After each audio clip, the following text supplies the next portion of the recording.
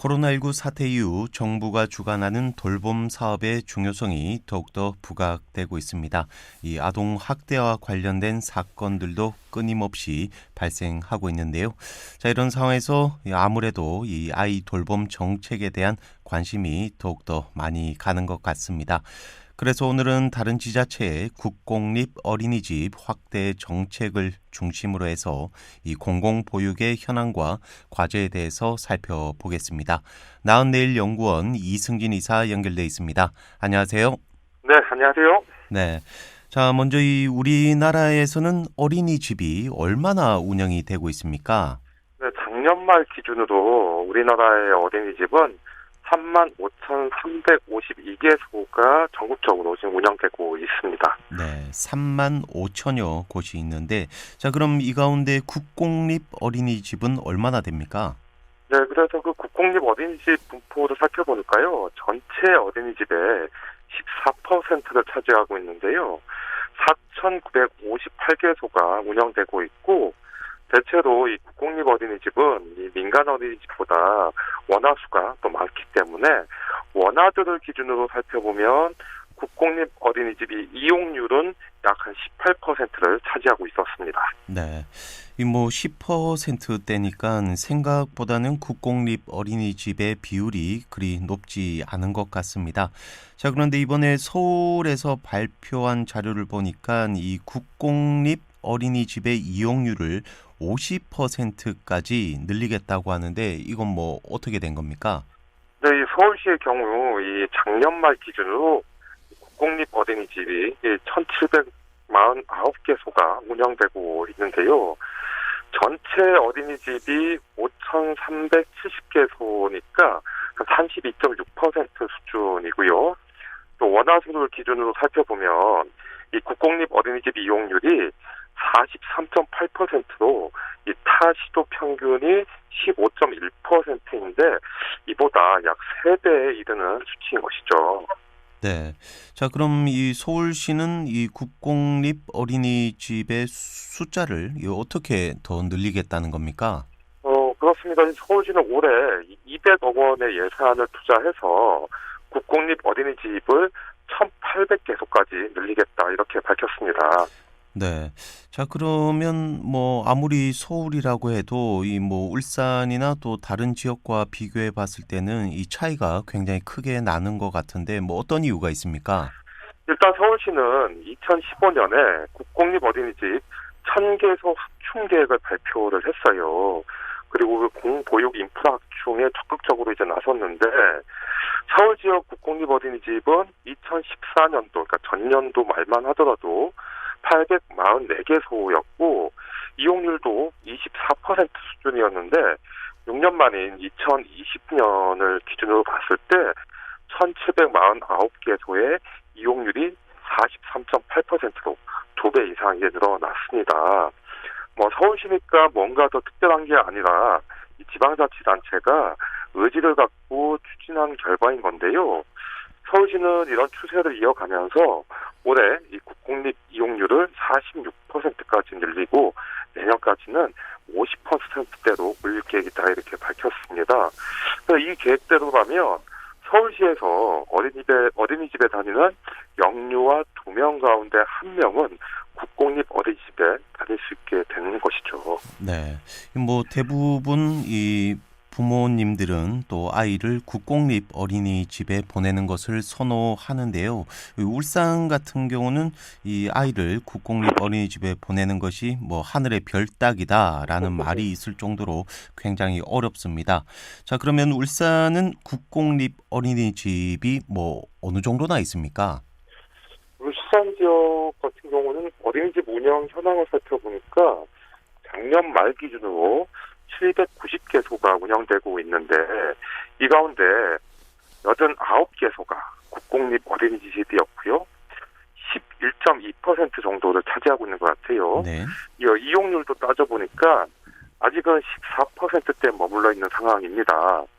그런데 이제 울산시와 규모가 비슷한 광주시는 8.2%에 그쳤고 대전시는 6.2%에 머물러 있는데 이에 비하면 울산시의 국공립 어린이집 이 퍼센트는 그나마 이제 나은 수준이라고 할 수가 있어요. 네, 좋아해야 될까요? 뭐 다른 지역보다는 조금 낫다라는 네. 건데, 뭐 이처럼 울산시도 국공립 어린이집을 늘리기 위한 노력을 안 하는 건 아니지만 아무래도 이 정책의 우선순위와 또 집중도에 있어서 차이가 나는 건 사실인 것 같습니다. 그런데 제가 더 주목하는 건 서울시 전체뿐만 아니라 이 자치구 간의 격차도 함께 줄이겠다는 입장인데요. 울산시도 이 구공 간의 어린이집 운영 격차가 또 다른 문제이기도 한데, 서울시 같은 경우는 수요는 높은데 국공립 어린이집 이용률이 낮은 자치구를 지원해서 지역 간 격차를 해소할 계획이다, 이렇게 밝혔습니다. 네.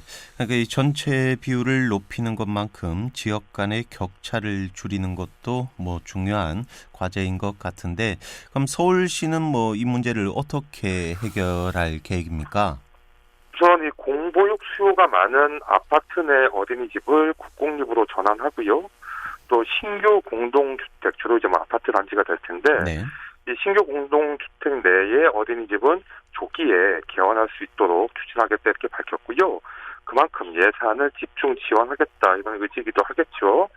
특히 올해부터 이 300세대 미만 단지도 주민 절반 이상이 동의하면 국공립 전환이 가능하도록 했는데요. 이 계획에 따르면 동별로 평균 4개소 이상의 국공립 어린이집을 운영할 수 있게 되는 겁니다. 네, 그렇군요.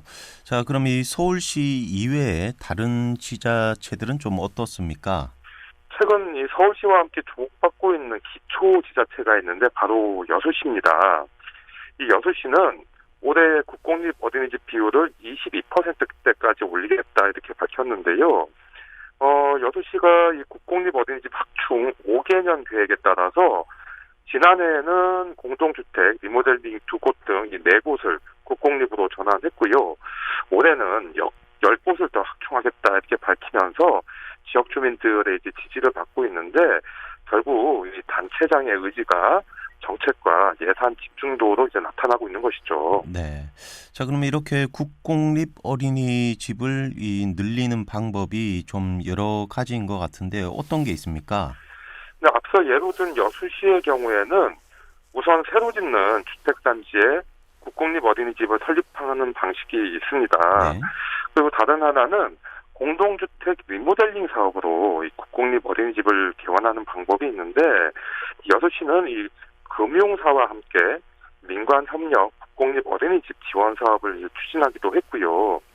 이 대체 신축을 하거나 또 장기 임차한 방식으로 국공립 어린이집을 이제 늘려나가고 있는데, 결국은 방법을 고민하면 지자체 예산이 아니더라도 기업이나 또 금융사 등을 통해서 이 국공립 어린이집을 이제 늘릴 수 있다는 걸 이제 보여주고 있는 거죠. 네.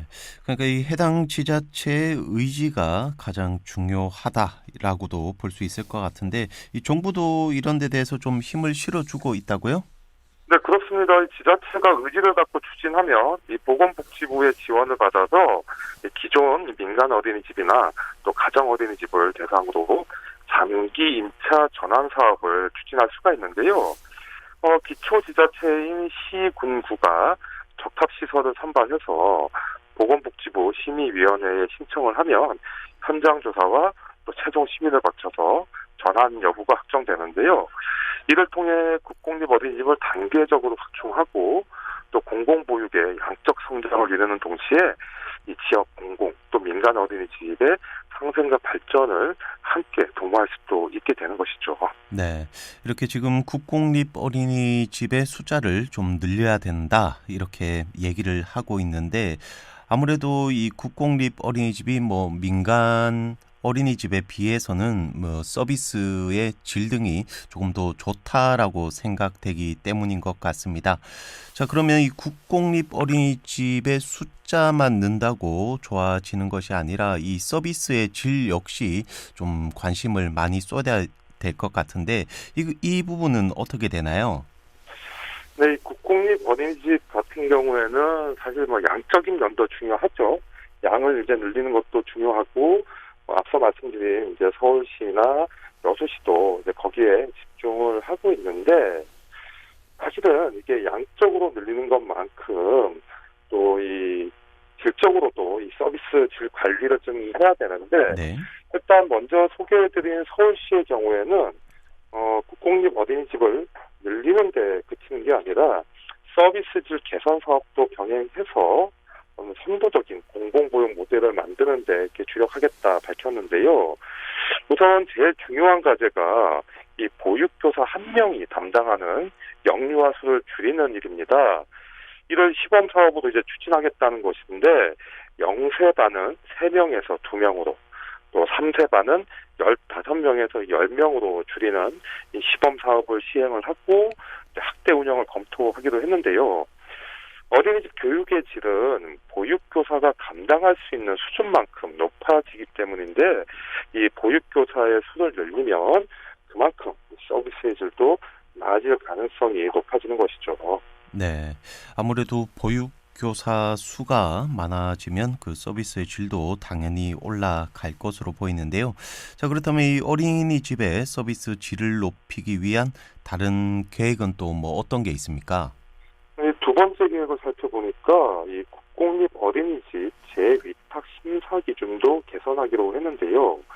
이 영유아 건강, 또 안전과 시설 설치 기준 등 이 필수 항목 지표를 도입을 하고 또 놀이 중심, 생태 친화 보육 등 이 보육 정책 방향과 보육 환경 변화에 따른 세부 심사 지표를 신설하는 등 이 우수한 위탁 업체가 어린이집을 계속 운영할 수 있도록 지원할 계획이다 이렇게 밝혔는데 이에 맞춰서 서울시는 올해 놀이 중심, 또 생태 친화, 또 부모와 지역사회 참여, 민주적이고 열린 운영을 지향하는 국공립 어린이집의 새로운 운영 모델을 마련하겠다 이렇게 밝혔습니다.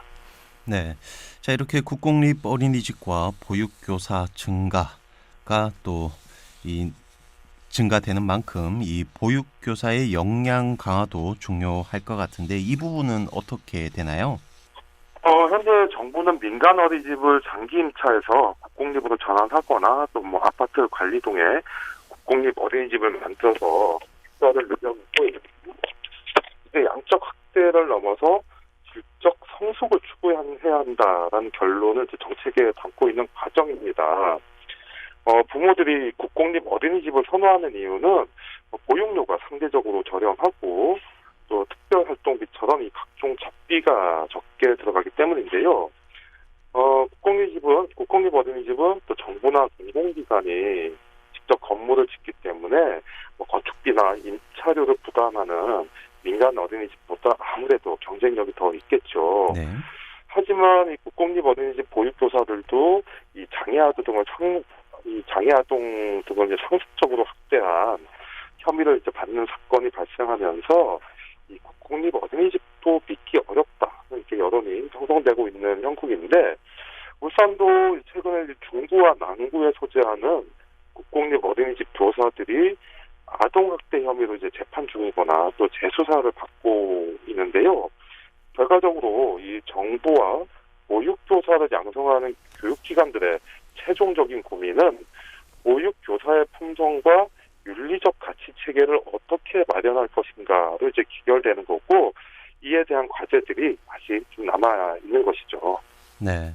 이 우리나라의 학계 출생률이 이 0.92명으로 세계에서 가장 낮고 또 코로나19 사태 이후로 이 공공보육 정책에 대한 관심이 더욱 높아지는 것 같습니다. 자, 오늘은 여기까지 하겠습니다. 지금까지 나은내일 연구원 이승진 이사였습니다. 말씀 감사합니다. 네, 고맙습니다.